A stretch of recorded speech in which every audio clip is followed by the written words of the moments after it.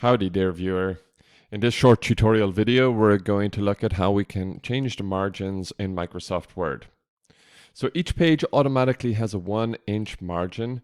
You can customize or choose predefined margin settings. You can set margins for facing pages or allow extra margin space to allow for document binding and change how margins are measured. So to get started, I'm just going to go ahead and add some placeholder text right here. So I'm just going to put in 10 paragraphs of placeholder text.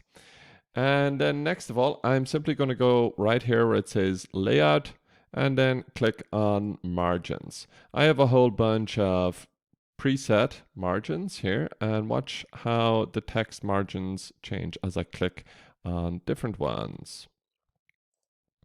Okay, and of course, if none of these are to my liking, I can go ahead and set my own.